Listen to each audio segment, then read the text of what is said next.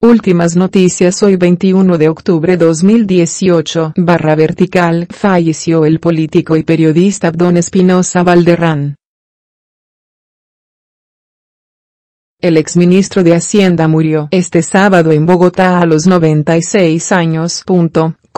Lamentamos mucho la muerte de Abdón Espinosa. El país y el periodismo le deben mucho. Siempre fue un ejemplo de pulcritud. Nuestras condolencias a la familia. Informó en la tarde de este sábado el expresidente Juan Manuel Santos, a través de su cuenta de Twitter. El reconocido político y periodista había nacido en Bucaramanga en 1921. A lo largo de su fecunda vida, Espinosa fue secretario de Hacienda de Santander, secretario privado de la Presidencia de la República, ministro de Hacienda y diplomático. Además fue fundador de la revista Semana, junto con el expresidente Alberto Lleras Camargo, y editorialista y director encargado del Tiempo. En septiembre de 1970 nació su famosa columna Espuma de los acontecimientos en este diario que escribió durante 48 años. También fue profesor de Historia Político-Fiscal y de Hacienda Pública en la Universidad Nacional de Colombia. Cuando apenas tenía 14 años, llegó a Bogotá a estudiar interno en el Colegio Mayor del Rosario. Terminada la secundaria, comenzó a estudiar Derecho en la Universidad Nacional. Su materia electiva fue Seminario de Economía. Un profesor alemán que daba estadística me reconcilió con las cifras, que me entusiasmaron, le contó Espinosa a El Tiempo, con motivo de sus 90 años. En noviembre pasado, cuando le dedicó su habitual columna en este diario a su largo trasegar vital, con motivo de sus 96 años, Espinosa recordó cómo había alcanzado esa edad, gracias a una autodisciplina que él mismo se impuso. Cortar de tajo el consumo voraz de café tinto, abstención absoluta del vicio del cigarrillo y regulación prudente del horario laboral. Esas, recordaba él, eran una de las claves de su lúcida vejez. Parecerá exótico que un columnista se ocupe de episodios de su propia vida. Pero cuando se trata del lúcido, arribo a los 96 años de existencia, a poca distancia de escalar la cima del centenario, se caerá en la cuenta de la importancia humana de subir este escalón, escribió Espinosa en su columna. Su amor por la escritura se inició, de manera paralela, en los años juveniles en que incursionaba en el servicio público, con los primeros amores. Las primeras efusiones literarias también tuvieron asiento en Santander y su capital, Bucaramanga. Eran pretendidas prosas líricas en homenaje a las jovencitas en flor, a instancias del director de la revista del Club Campestre, recordó el propio columnista el año pasado. Esa vena de escritor, que iría afinando con los años, llamó de inmediato la atención del expresidente Eduardo Santos, dueño de El Tiempo, quien no dudó en ofrecerle la subdirección de este diario. No ya como estudiante, sino como profesional, bien casado con Irma Fenuart Andrade, en unión feliz que duró alrededor de 65 años hasta su fallecimiento, iba caminando por la carrera 7. ordinal femenino de Bogotá, cuando paró en la calzada una solemne limusina negra, y desde ella se me invitó a subir, y de inmediato su único e ilustre pasajero me hizo una pregunta inesperada. ¿Quieres ser subdirector del Tiempo? Era el doctor Eduardo Santos, cuenta Espinosa. Fruto de su unión con Irma Fenuart, Espinosa deja una descendencia de 5 hijos, 7 nietos y 14 bisnietos. Fallece el exministro de Hacienda Abdón Espinosa a los 96 años. El abogado Abdón Espinosa, quien fue ministro de Hacienda en los gobiernos de Carlos Lleras Restrepo entre 1996 y 1970, y de Alfonso López Michelsen, 1974-1978, por varios meses, falleció a los 96 años en Bogotá. Lamentamos mucho la muerte de Abdón Espinosa. El país y el periodismo le deben mucho. Siempre fue un ejemplo de pulcritud. Nuestras condolencias a la familia, afirmó el expresidente colombiano, Juan Manuel Santos, en Twitter. Espinosa nació en la ciudad de Bucaramanga, capital del departamento de Santander, Noreste, en 1921, y se graduó como abogado de la Universidad Nacional de Colombia, donde dictó clases de Historia y Hacienda Pública. Fue uno de los fundadores de la revista Semana, junto al expresidente Alberto Lleras Camargo en 1946, y tuvo por 48 años una columna en el diario bogotano El Tiempo que se llamaba Espuma de los acontecimientos. También fue miembro de la Academia Colombiana de Ciencias Económicas desde 1984, y estuvo casado con Irma Fenuart Andrade, con quien tuvo 5 hijos. Lamento inmensamente el fallecimiento de Dr. Abdón Espinosa. Tuve el privilegio de trabajar a su lado. Mucho le debe el país, el periodismo y las instituciones económicas. Mis condolencias a su familia, manifestó, por su parte, Juan Camilo Restrepo, ex jefe del equipo negociador del gobierno con el ELN. Iván Duque y la nanodemocracia. Una revisión de los talleres Construyendo País, según el autor, con avances en comparación con los consejos comunitarios de los gobiernos de Álvaro Uribe. Con los talleres Construyendo País de la administración Duque se retoma un estilo de gobierno que demostró su éxito durante el octenio Uribe y se emprende de nuevo el ejercicio de una suerte de nanodemocracia, dirigida a generar desarrollo desde la micropolítica municipal y la atención al detalle de las comunidades.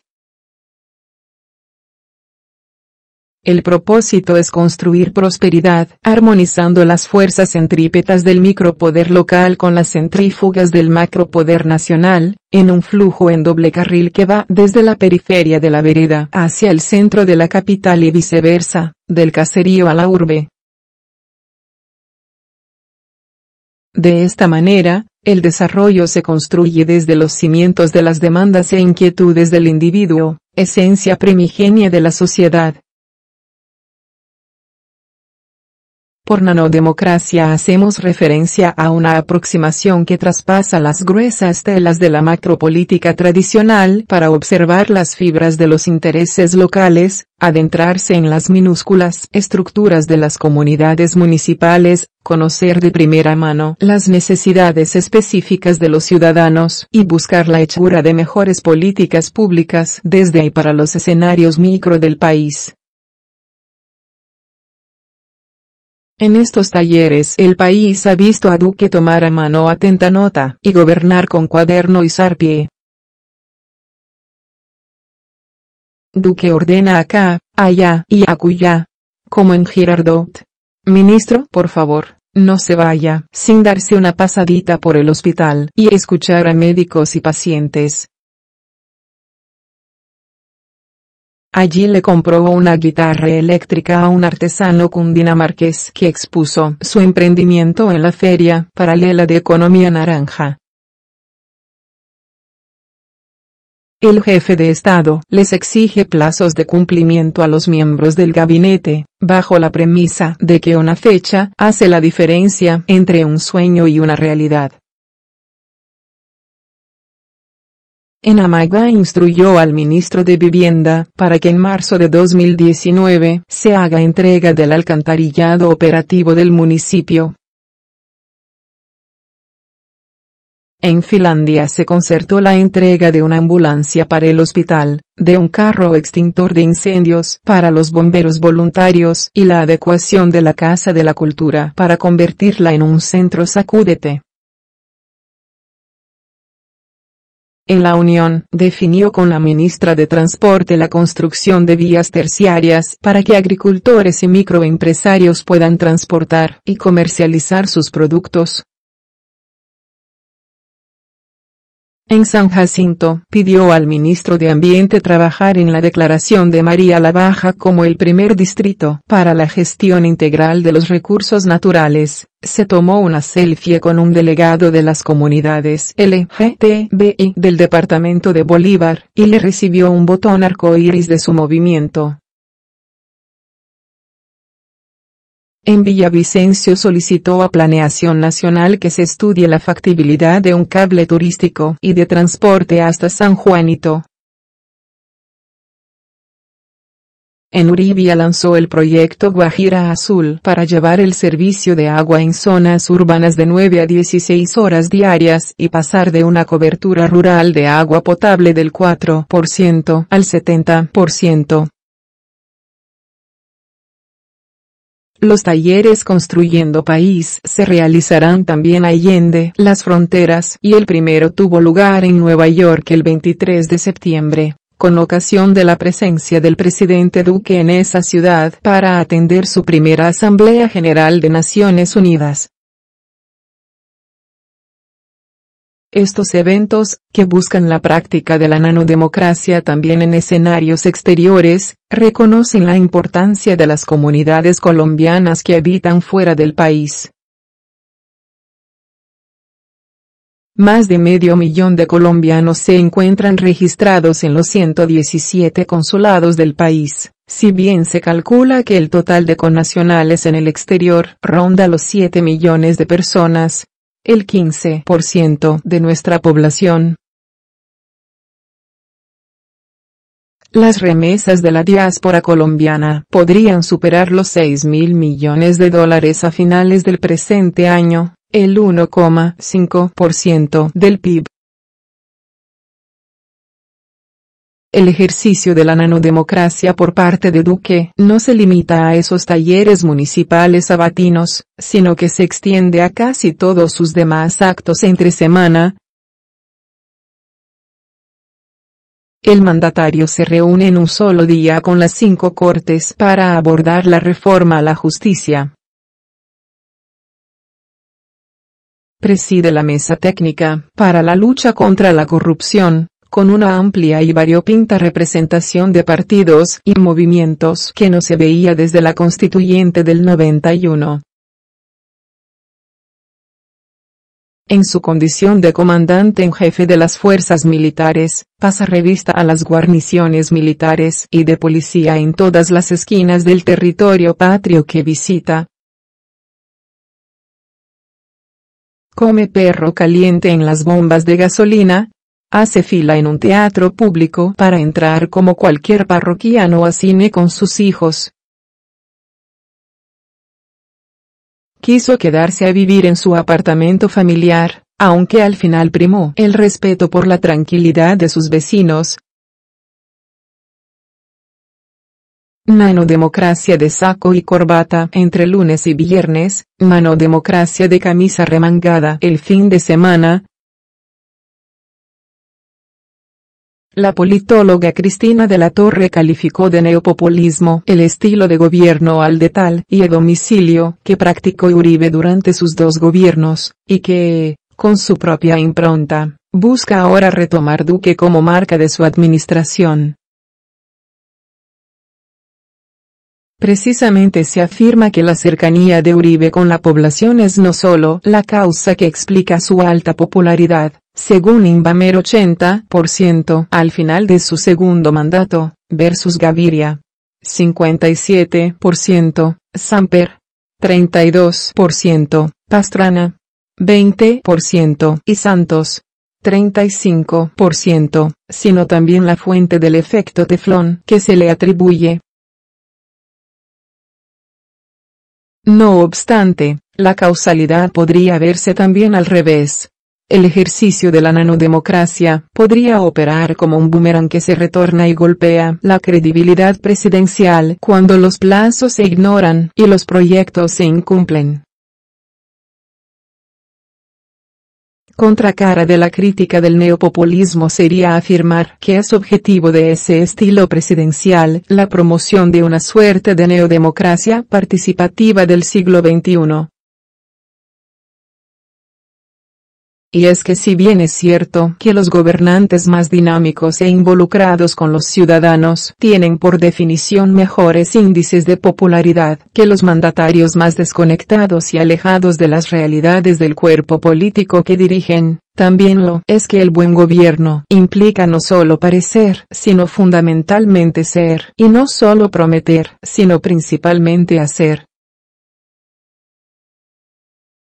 Otra crítica que se hace a estos ejercicios de nanogobierno es que la presencia local del jefe de Estado implica el riesgo de fracturar y relevar a los poderes regionales. El antídoto contra ese peligro es que en los talleres municipales el poder presidencial no se traslape con las funciones de los gobernantes locales, sino que su principal función sea impulsar y empoderar a gobernadores y alcaldes. Que el jefe del Estado opere como socio que apoya y no como juez que señala e incrimina. En esta aproximación, el presidente actúa como un colega de los mandatarios locales en la cocción del desarrollo regional y no como un caníbal nacional y centralista que se engulle sus funciones departamentales y municipales. Cierto es que no hay política pública perfecta, ni acción del Estado que no comporte algún riesgo, pero en este caso los beneficios que se observan parecen exceder con creces las eventuales contingencias en la práctica de la nanodemocracia. Durante las dos administraciones de Uribe se realizaron 305 consejos comunitarios. Al despuntar el gobierno Duque, se han llevado a cabo 10 talleres construyendo país y superarán los 200 al final de su cuatrienio, en 2022.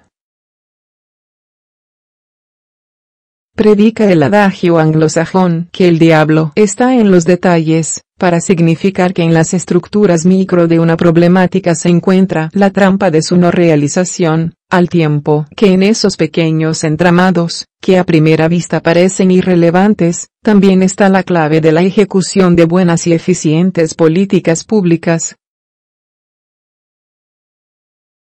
En el caso de sus talleres locales, Duque busca combatir los demonios de la ineficiencia y la inercia burocrática presentes en los detalles de las políticas públicas municipales, a la vez de concertar e impulsar desde esas diminutas estructuras de la política de la comarca las soluciones a las más cotidianas preocupaciones de los colombianos que habitan en las periferias de los poderes centrales. Esos ciudadanos marginales que se han acostumbrado y resignado a ver que su futuro se define muchas veces a leguas de distancia, por parte de una tecnocracia paramuna que toma decisiones de cara al Cerro de Monserrate y de espaldas a las comunidades locales que conforman ese agregado que llamamos país. La búsqueda y construcción de una nanodemocracia intensamente participativa es un objetivo que goza de buena salud en el gobierno Duque y quizás sea parte del antídoto a ese peligro que Luis Fernando Londoño denomina agorafobia, entendida como el temor a la gente cuando se toman decisiones. En los primeros albores de su gobierno, Duque parece ser un exponente del concepto contrario, la agorafilia, o amor por el concurso de los ciudadanos en la construcción del desarrollo y la felicidad de la nación. Asterisco politólogo, internacionalista. MSc en Políticas Públicas de la Universidad de Oxford.